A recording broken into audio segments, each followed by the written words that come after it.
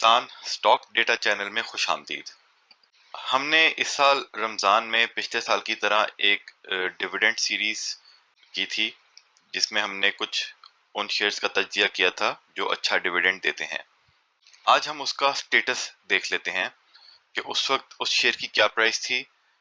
हमने साथ ही कुछ एस्टिमेट्स भी किए थे कि अगले 12 महीनों में वो कितना डिविडेंड दे सकते हैं। तब से अब तक क्या उन्होंने कोई डिविडेंड दिया और अब उसकी प्राइस क्या है। सबसे पहले था जी पाकिस्तान ऑयल फील्ड्स। जब हमने असेसमेंट की उस वक्त इसकी प्राइस थी 393 रुपये 38 पैसे। उसके बाद कोई डिविडेंड बोनस नहीं दिया, वही आज की एक्स प्राइस बनी। आज की प्राइस है 452.91। प्रॉफिट हुआ तकरीबन 60 रुपये। प्रॉफिट परसेंट है 15%।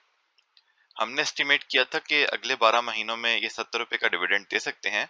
अभी तक इनके रिजल्ट्स नहीं आए, एक क्वार्टर का आया है, उसमें कुछ नहीं दिया क्योंकि ये हर 6 महीने बाद देते हैं। लेकिन प्राइस थोड़ी बढ़ चुकी है डिविडेंड की एंटिसिपेशन में।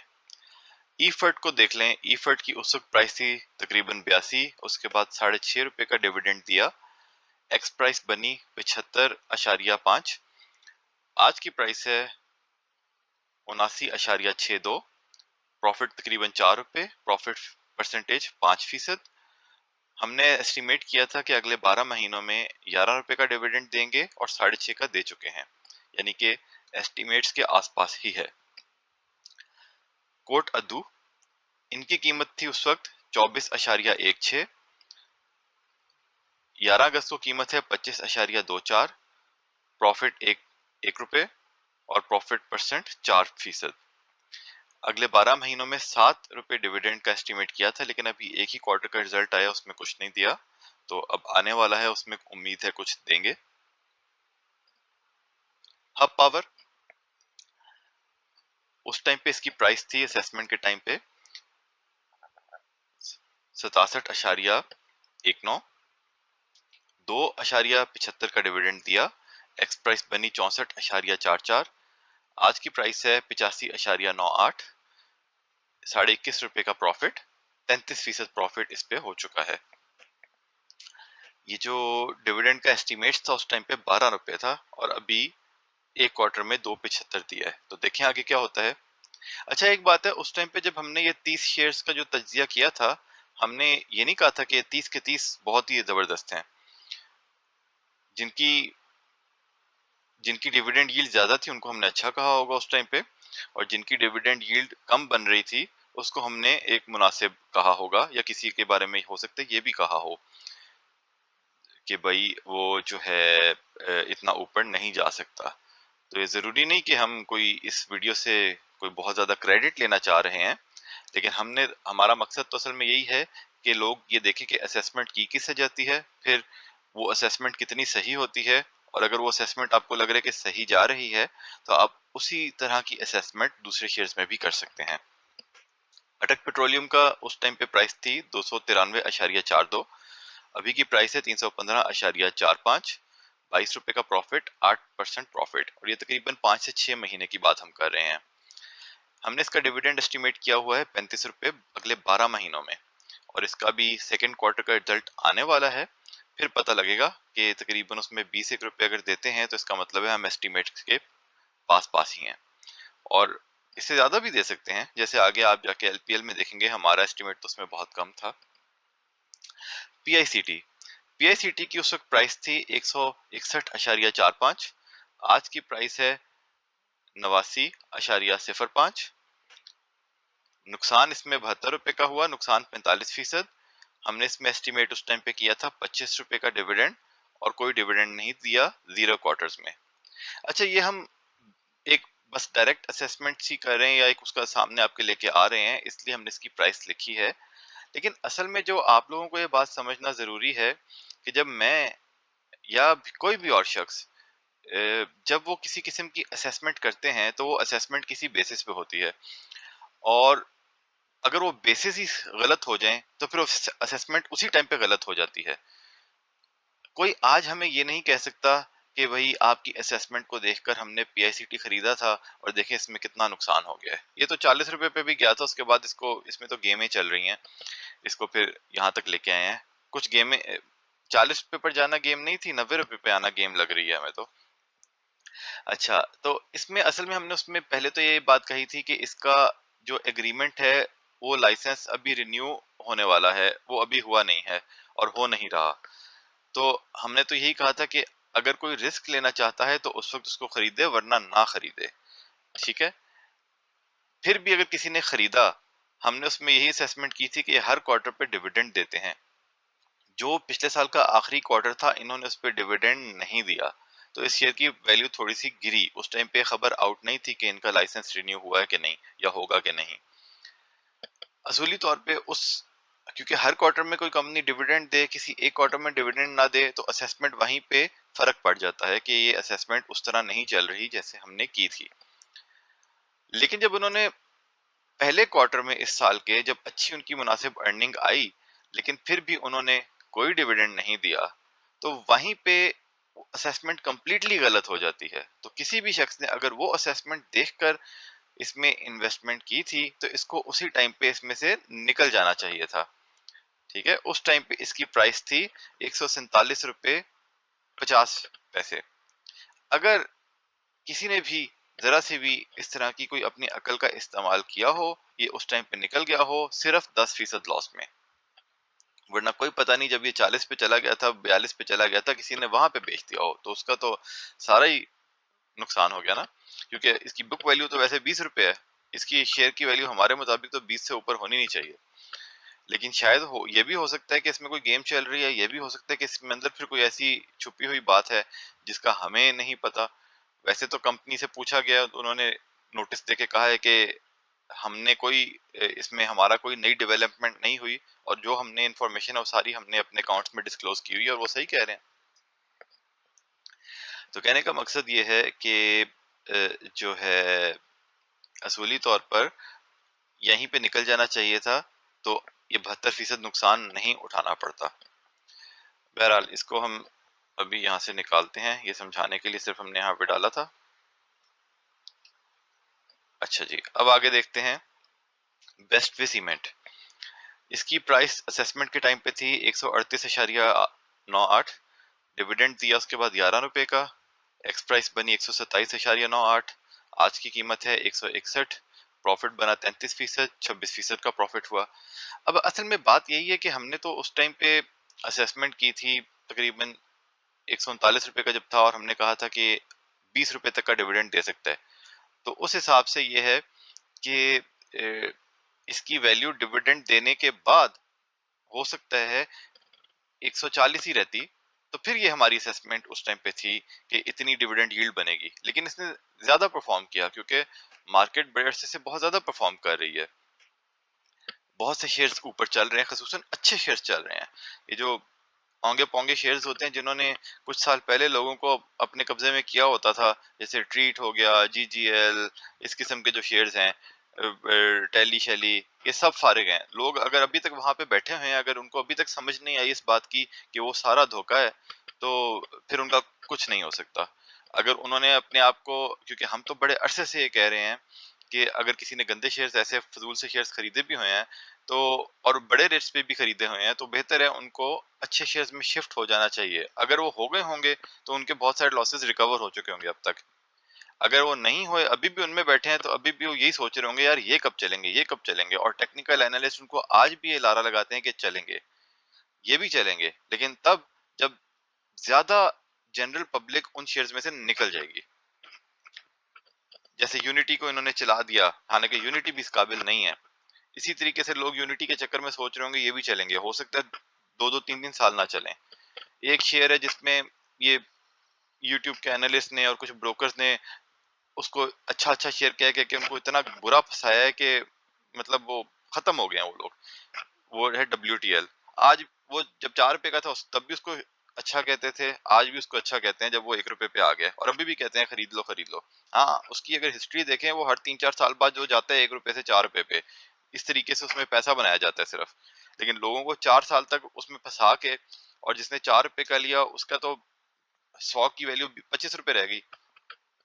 मुझे अच्छी तरह याद है कि जब शुरू में हमने भी लोगों की बातों में आके WTL थोड़ा खरीद लिया था और उसमें हमने नुकसान उठाया था जब हम अपनी अकल इस्तेमाल नहीं करते थे। तो मेरी एक शख्स से बात हुई तो उसने कहा कि जी ये जब 4 रुपए से जाके एकदम धड़ाम से नीचे आया था तो उसने यही कहा था कि मेरी एवरेज तो पता नहीं 3 रुपए है, उस टाइम पे ये फिर दोबारा से 3.60 पे जा रहा था।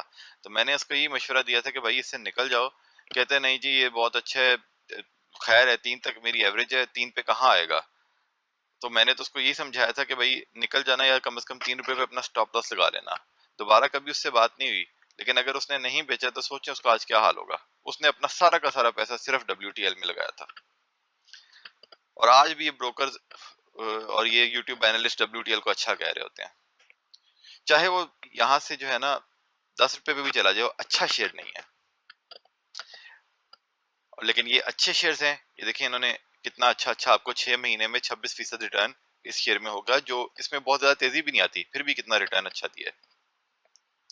नेक्स्ट है जी पाकिस्तान नेशनल शिपिंग कॉर्पोरेशन। इसकी वैल्यू उस वक्त थी 97 रुपए, अब है इसकी 133 134 रुपए। बीच में कोई डिविडेंड बोनस अभी तक नहीं दिया, लेकिन इसकी EPS अच्छी हो रही थी जिसकी वजह से इसमें एकदम रैली लगी। इसमें रैली उस वक्त लगी थी जब कोई और नहीं चल रहा था, लेकिन उसके बाद ये वहीं पे जाके 130 के आसपास खड़ा हो गया और बाकी शेयर्स चली जा रहे हैं। तो इसलिए कहना मुश्किल है कि ये अब कितनी जल्दी ऊपर जाएगा। और इसका डिविडेंड भी उस टाइम पे जब हमने एस्टिमेट की थी हिस्ट्री को देख के, हमने 10 रुपए का लगाया था, तो बहुत एक्स्ट्रा ऑर्डिनरी डिविडेंड भी नहीं है इसका।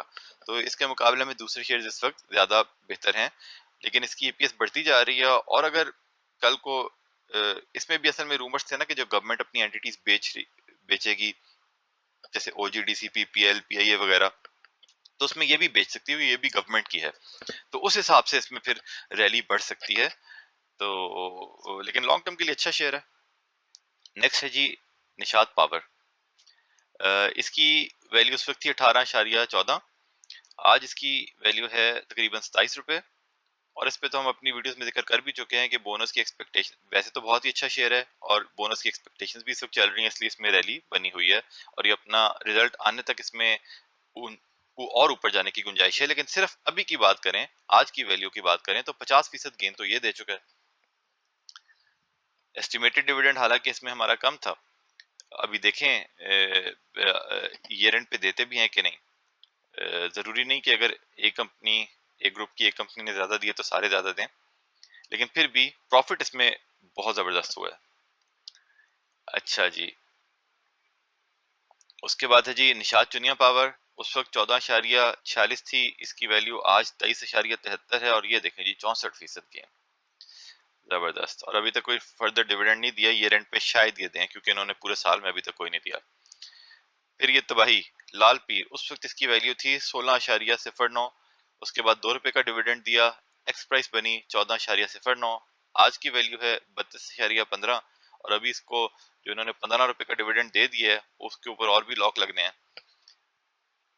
प्रॉफिट इस पे हुआ 18 रुपए का, यानी कि वैल्यू से भी ज्यादा 128% प्रॉफिट। ठीक है जी। और इसकी एस्टिमेट हमारे मुताबिक तो कि हम तो हिस्ट्री को देख के कहते हैं ना कि कितना पहले डिविडेंड देते थे तो उतना दे सकते हैं, तो हमारी एस्टिमेट थी साल में 12 महीने में 3.5 देंगे और उस हिसाब से भी ये 16 रुपए पे बहुत अच्छा शेयर था। लेकिन इन्होंने तबाही फेर दी। और ये इसको रेड में हमने इसलिए लिखा है क्योंकि अभी तक इसकी ये मिला नहीं है लोगों को, तो प्राइस में से एक्स नहीं हुआ, यानी कि ये जब एक्स होगा तो इसकी प्राइस उस हिसाब से 17.15 बनती है। अच्छा जी, तारिक ग्लास, इसकी वैल्यू उस वक्त थी 70.44। और ये वैल्यूज देखिए हमने लिखने में कोई गलती तो हो सकती है, लेकिन वैसे आप वेरीफाई करना चाहें तो हमारी वीडियो से वैल्यू को वेरीफाई भी कर सकते हैं। ये अप्रैल का तकरीबन टाइम था, अप्रैल स्टार्ट। अच्छा जी, तो इसकी वैल्यू आज की है तकरीबन 90 रुपए, 18-19 रुपए का फायदा भी हो चुका है, 27 रुपए इसका 27% इसका प्रॉफिट है। डिविडेंड की एस्टिमेट इसमें हम ज्यादा नहीं की थी और उस टाइम पे हमने इसको शायद बहुत अच्छा शेयर कंपैरेटिवली ना कहा हो, लॉन्ग टर्म के लिए अच्छा कहा होगा। लेकिन बहरहाल इसने अपना ऑथराइज कैपिटल बढ़ाया है, तो उस हिसाब से बोनस की एक्सपेक्टेशंस लोगों ने लगाई हुई हैं, लेट्स सी क्या होता है। और लोगों का, कुछ लोगों का ख्याल है कि 100 रुपए के आसपास चला जाएगा जब तक इसका रिजल्ट अनाउंस होगा, और फिर अगर रिजल्ट अच्छा आया तो उससे ऊपर भी जा सकता है, अच्छा ना आया तो फिर थल्ले। उसके बाद है जी पीकेजीपी, एलपीएल का भाई है, बड़ा भाई। उस टाइम पे इसकी कीमत थी 30 रुपए, 2 रुपए का डिविडेंड दिया, उसके बाद 28 रुपए एक्स हो गई, और आज हो गई कीमत 52.87, प्रॉफिट 25 रुपए का, तकरीबन 90%। लेकिन इसको हम हमने को बहुत बहुत अच्छा, क्योंकि हमारे ख्याल में इसकी 30 वैल्यू भी काफी ज्यादा हो चुकी थी, लेकिन इस टाइम पे पावर सेक्टर आप खुद ही देख लेंगे कहाँ पे जा रहा है, तो ये भी बहुत ऊपर जा चुका है। रिकमेंडेशन के हिसाब से लॉन्ग टर्म में तो अच्छा ही था, लेकिन शॉर्ट टर्म में कंपैरेटिवली हमने इसको इतना फोकस नहीं किया था, फिर भी इतना ऊपर चला गया। अच्छा जी, और असल में यही देखना है ना कि अब देखें पीकेजीपी इतना ऊपर चला गया है, वैसे तो इतना ऊपर जाने के काबिल है, लेकिन क्योंकि सारे ही शेयर्स इतने अंडर वैल्यूड थे, उस हिसाब से हमें लग रहा था कि ज्यादा ऊपर चला गया।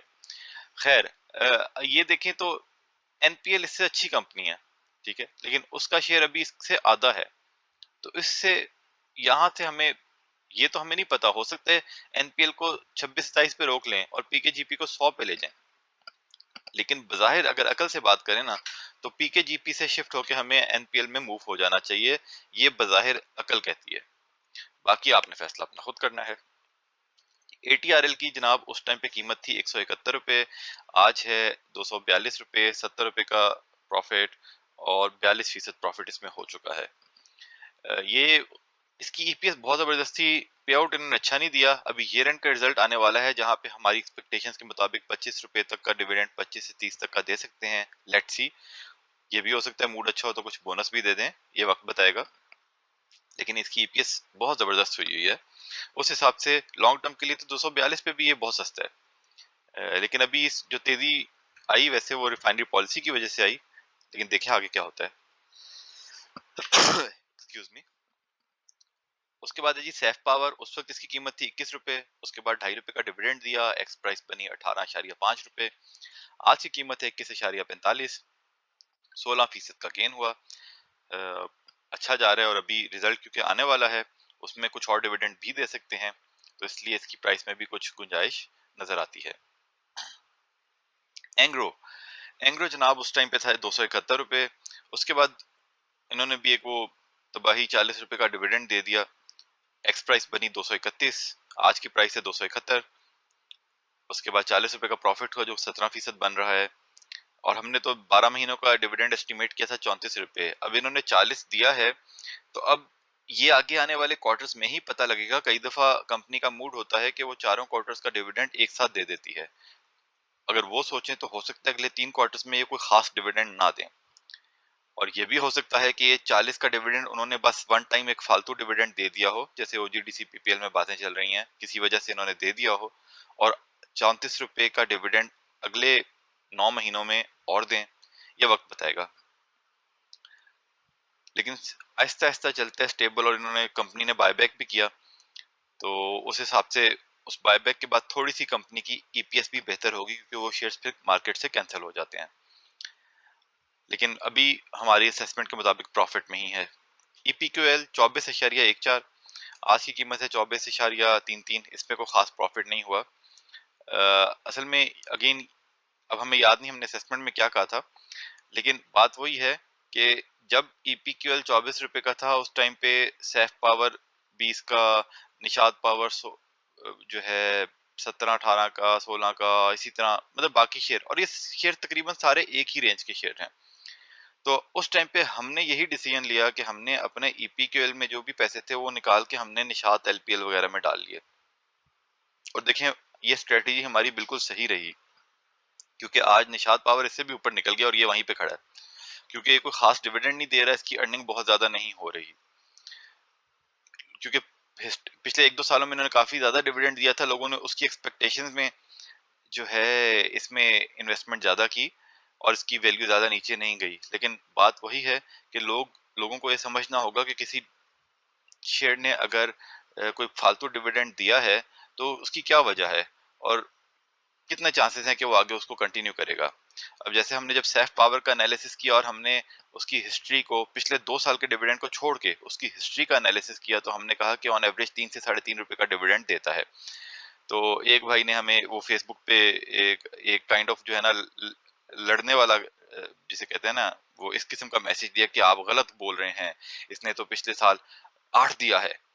तो फिर मैंने उसको समझाने की कोशिश तो की कि भाई आप देखो तो सही 8 उसने कैसे दिए है, लेकिन वो समझ नहीं रहा था। तो मेरा ख्याल है ये देखें, हम अपना यूट्यूब पे, सॉरी, यूट्यूब पे हम उसका अपना एनालिसिस पेश करते हैं, किसी को समझ आती है अच्छी बात है, वो उसको जो है ना सुन ले और समझ ले। अगर उसका कोई सवाल है वो हमसे पूछ ले, किसी का कोई एतराज है, ठीक है, वो लॉजिकली उसको हमें गलत भी साबित करने की कोशिश करे, हमें बताए कि भाई हमारी असेसमेंट गलत है, उसकी असेसमेंट सही है और वो क्यों कह रहे सही है।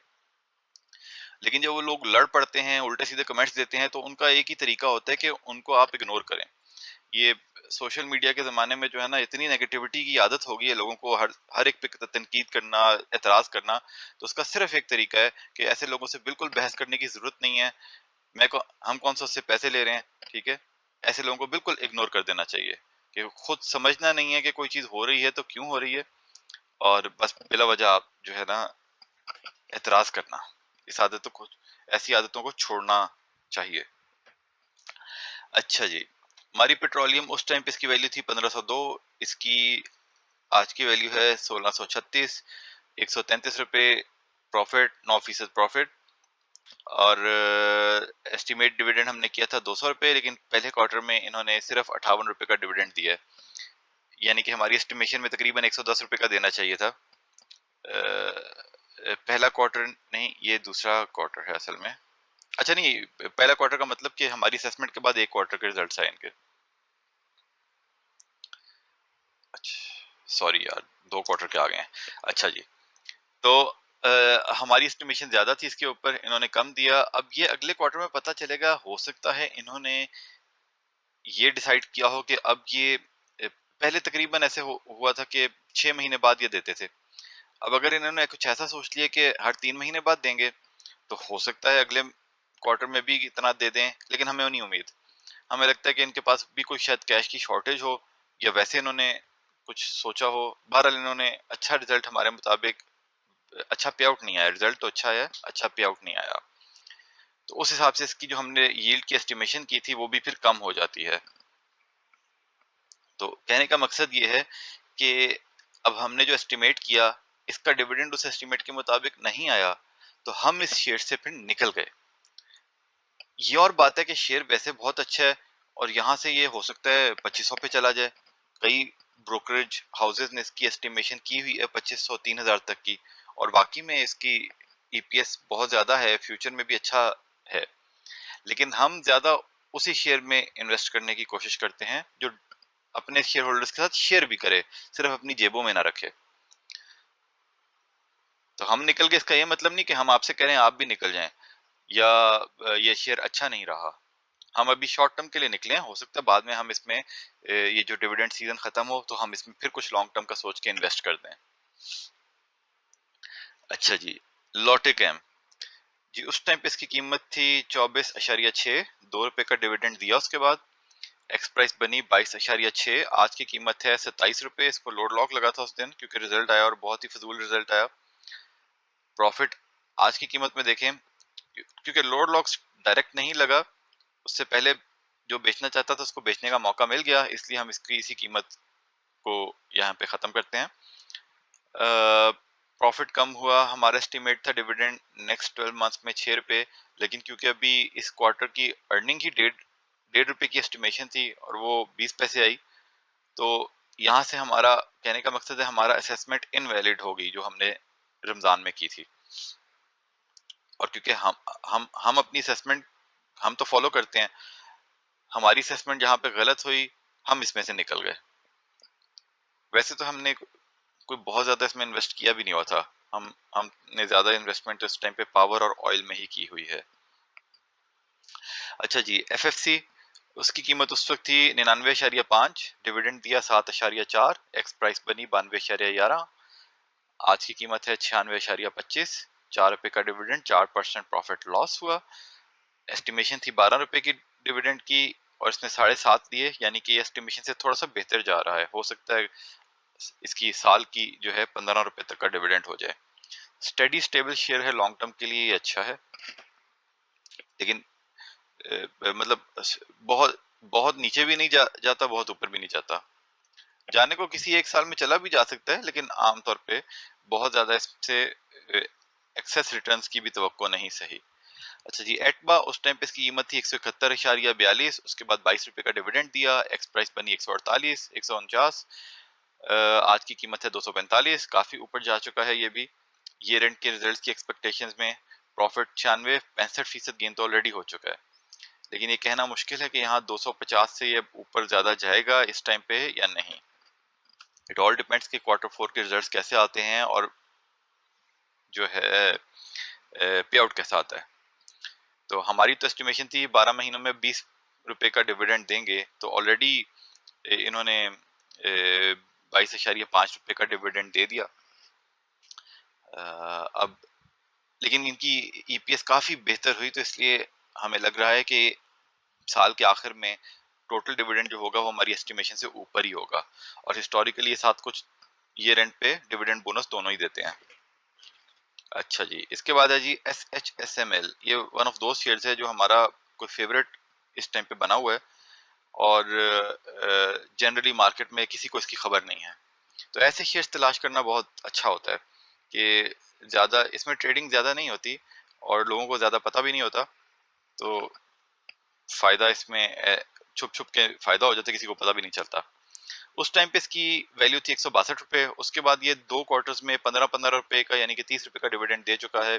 एक्स प्राइस बनी 132, इसका जो है आज की वैल्यू है 165.6, 33 रुपए का प्रॉफिट, 25% प्रॉफिट ऑलरेडी हो चुका है, और इसके ईपीएस अच्छे चल रहे हैं, ये डिविडेंड मुनासिब देता जा रहा है साथ साथ, तो उस हिसाब से तो हमें आगे भी ये इस रेट पे अभी भी अच्छा ही लग रहा है। अच्छा जी, इसके बाद है जी पाकिस्तान पेट्रोलियम।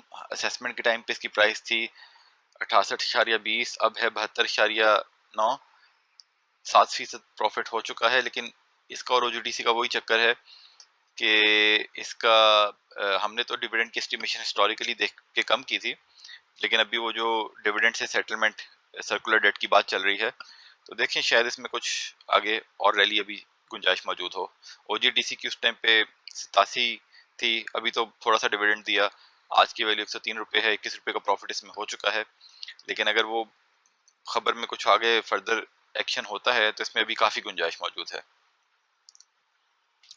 पीएसओ उस वक्त इसकी कीमत 115, आज है 125, 8% प्रॉफिट इसमें भी हो चुका है। फातिमा 28.60, आज इसकी कीमत है 27.9, और इसमें अभी कोई खास प्रॉफिट नहीं हुआ, लेकिन उसकी वजह यह है कि ये साल के आखिर में जाके डिविडेंड देते हैं हिस्टोरिकली, तो अगर इतना डिविडेंड अगले साल दिया भी तो इसमें हो सकता है रैली कुछ देर बाद लगे, अगले साल कहीं मई जून में जाके थोड़ा सा ऊपर जाना शुरू हो। ईपीसीएल जी, इसकी कीमत उस वक्त थी 45.76, एक 1.5 रुपए का डिविडेंड दिया, 44.26 बन गई, आज की कीमत है 43.83, और इसका जो है प्रॉफिट हाँ, इसका कोई भी प्रॉफिट नहीं हुआ, लेकिन इसने भी मेरे ख्याल है 1.5 रुपए का डिविडेंड और अनाउंस किया है। कुछ इसका जरा हमें डाउट हो रहा है कि इसने पहले एक देख लेते हैं। अच्छा असेसमेंट के बाद जब हमने इसकी असेसमेंट की थी मेरा ख्याल है एक्स हो चुका था, और अभी तो एक्स नहीं हुआ। हाँ, अभी एक्स नहीं हुआ, इसको हाँ थोड़ा सा रिवाइज कर लेते हैं। इसमें इस वक्त लॉस थोड़ा ज्यादा है, हाँ, क्योंकि अभी एक्स नहीं हुआ।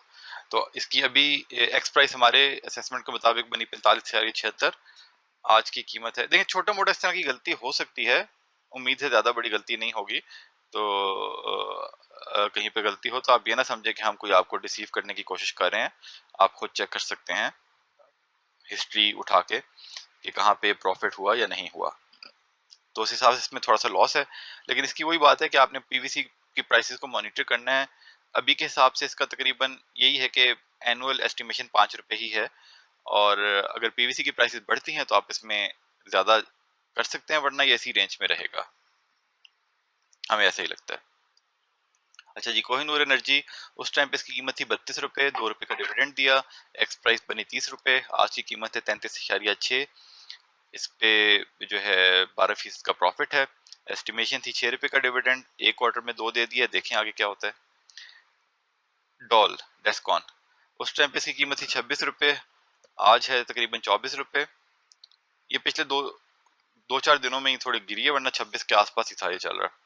बहरहाल उस हिसाब से देखें तो आज की इसकी प्रॉफिट लॉस इसमें है, लॉस है 8%, और इसकी 4 रुपए की एस्टिमेशन थी, लेकिन अभी एक क्वार्टर का रिजल्ट आया है, तो अभी हाफ ईयरली आएगा आई थिंक इसका, या साल का आएगा, तो जो भी अब मतलब रिजल्ट आएगा इसका, उसमें उम्मीद है शायद 1-2 रुपए दे सकते हैं। अच्छा, SNGP इसकी हमारी उस टाइम पे असेसमेंट थी 40.8, फिर इसने डिविडेंड दिया 1.5 रुपए का, उसकी एक्स प्राइस बनी 39, आज की कीमत है 45। उसके बाद इसका प्रॉफिट बना 16%, लेकिन हमारा इसमें एस्टिमेटेड डिविडेंड था 7 रुपए, और ये जब डेट दिया तो यहाँ पे हमें 5 रुपए की उम्मीद थी, और इन्होंने बहुत कम डिविडेंड दिया। शायद यही वजह है कि हुकूमत के पास इतने पैसे नहीं है, उन्होंने अभी SNGP को पैसे नहीं दिए, तो SNGP ने आगे डिविडेंड नहीं दिया। तो बहरहाल ये है कि हमारी जब एस्टिमेशन इसमें सही नहीं रही थी, तो हमने इसमें काफी सारी होल्डिंग इसमें हमने बेच दी थी। ये और बातें वापस जो है 39 पे जाके फिर 45 पे आ गया, और वो उन्हीं न्यूज पे आया जो OGDC PPL की थी, सर्कुलर डेट सेटलमेंट की, लेकिन लॉन्ग टर्म के लिए बहुत अच्छा शेयर है। अच्छा जी, तो ये जी हमारी असेसमेंट खत्म हुई। अब हम अगर इसको इन सब की एवरेज लें, यानी कि देखें, इस तरह तो आपको कई ब्रोकर्स, कई यूट्यूबर्स जो है ना, कोई एक शेयर बता देते हैं कि LPL किसी और ने भी बताया होगा, आज कहता होगा देखो इसमें कितना प्रॉफिट हुआ है, लेकिन बात ये होती है कि क्या उन्होंने और ये जो आपको यूट्यूब पे मार्केटिंग करते हैं जी, आप हमारे साथ करें, हर महीने आपको इतना प्रॉफिट होगा, ये झूठ बोलते हैं, बकवास करते हैं। कोई एक शेयर बता दे, मतलब 2-3 शेयर में अगर फायदा हुआ है तो वो बताते ही नहीं जिन 3-4 शेयर में नुकसान हुआ है। असल चीज यही होती है कि पूरे पोर्टफोलियो की वैल्यू जो है ना, वो आपकी कहाँ पे जा रही है। अब इसमें से देखें, अगर कोई सिर्फ डॉल में इन्वेस्ट कर ले, वो तो आज नुकसान में बैठा हो। अब अगर इसमें से कोई सिर्फ जिसने LPL में इन्वेस्ट किया हो, ठीक है, वो बहुत शदीद फायदे में होगा, लेकिन हमें तो नहीं पता होता कि कौन सा शेयर किस वक्त ऊपर जाएगा। इसलिए पोर्टफोलियो में कम से कम 5 से 10 शेयर रखने चाहिए। अगर कोई आपको कहता है कि अगर आपके पास पैसे थोड़े हैं तो 1-2 शेयर होने चाहिए, वो झूठ बोलता है, बकवास करता है, उसकी बिल्कुल ऐसी बात नहीं सुननी आपने। बात ये नहीं होती कि 1 लाख है, 2 लाख है तो उसको 1-2 शेयर में रखें, और अगर 10-20 लाख है तो ज्यादा शेयर में रखें। आप रिस्क एंड रिवॉर्ड तो उसी तरह रहता है, आपने रिस्क को मैनेज उसी तरह करना होता है। जिसकी 1 करोड़ की इन्वेस्टमेंट है वो उसी तरह उसको लेके चले, और जिसकी 1 लाख की है वो भी उसी पैरामीटर्स पे लेके चले। तो उस हिसाब से देखा जाए, अगर इन तमाम शेयर्स की जो है, हमने तो अपने पोर्टफोलियो में ये तमाम शेयर्स नहीं रखे थे, लेकिन क्योंकि असेसमेंट की हुई है, इन तमाम की एवरेज भी देखा जाए तो 6 महीने में 23% बनती है, जो बहुत जबरदस्त है। और अगर हम इसको में से यहाँ से अगर इसको निकाल दें PICT को, क्योंकि वो तो हमने आपको बताया है कि क्यों आप लोगों को पहले ही निकल जाना चाहिए था, अगर वो वाला रेट इसका लिखें जो होना चाहिए था असल में असेसमेंट के लिए, तो भी चलो 1% का ही फर्क हुआ, ज्यादा नहीं हुआ प्रॉफिट में। लेकिन बहरहाल कहने का मकसद ये है कि आपको इसी तरीके से अपने पोर्टफोलियो को डाइवर्सिफाई करना चाहिए, अच्छे शेयर्स में इन्वेस्टमेंट करनी चाहिए, एक्स्ट्रा ऑर्डिनरी रिटर्न्स की उम्मीद नहीं लगानी चाहिए, तो फिर आप आहिस्ता आहिस्ता स्टॉक मार्केट से मुनासिब प्रॉफिट कमा सकेंगे और आपको कोई हैवी लॉसेस नहीं होंगे। ठीक है जी, फिर वीडियो बहुत लंबी हो गई, चलें, ओके जी, अल्लाह के हवाले। हाँ, लेकिन इससे पहले वो कहना भूल गए कि कोई 22 साल की हमारी रिकमेंडेशन नहीं होती, हमने एनालिसिस किया होता है, फैसला आपने खुद करना है, क्योंकि मुनाफे में मौज अपनी अपनी और नुकसान में दौड़ अपनी अपनी। और एक दफा फिर सबको अल्लाह के हवाले।